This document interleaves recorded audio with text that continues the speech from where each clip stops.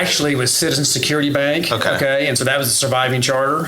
All the other bank names were folded into Citizen Security Bank, and then we changed the name to Mabrey Bank 2015, roughly. Okay. Cool. And that was, more of a, it's kind of funny. Citizen Security Bank was kind of a mouthful to say. Yeah. There was a Citizens Bank. There's a lot, right? Yeah. There's so many out there. Yeah, exactly. Some of the Citizens Banks. There was a security bank in town as well. And so when we changed the name, it was more of a branding opportunity, and it just kind of said who we are. And I had a lot of my friends tell me they were glad that we changed the name of the bank because they could never tell people who they banked with. They were like, we bank with the Mabreys, and so now it says who we are. So that's it's been a good great change. For the brand, right? Yeah, absolutely. Yeah. And then people who know the family. Sounds like there's a big family, right? So you guys know the family. They know wherever they are that they're connected to a Mabrey in some way through kids sports or coaching or whatever it is, golf. Right. It's much easier to bring people in. It makes a lot of sense. It does. So, it really helped. I mean, back to the Mabrey part, just we looked at some different names, just marketing companies coming in, and nothing really hit us. And then a gentleman who did our strategic planning for us forever was pretty good, was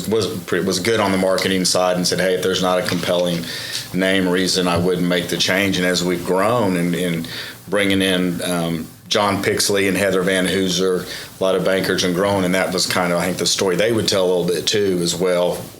Work for the Mabreys or with the Mabreys, and it's like we would just use the Mabrey name quite a bit, and so that, I think, helped us get a little bit more comfortable with actually putting our name.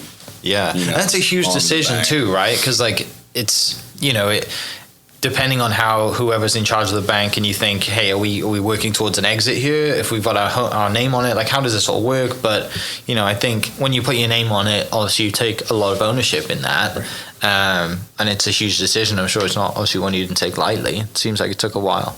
That's a good point. And for our team members too, I mean, coming to work with us, I think the fact that our name's in the bank, they know that we're in it for the long term. And Carl and I are now technically third generation working in the bank. And most family businesses don't survive beyond the second generation, and we're doing well and thriving in the third generation, and so I think having our name on the bank, it took us a while to get used to it, but I think it was the right move. So we can't hide anymore, that's for sure. So.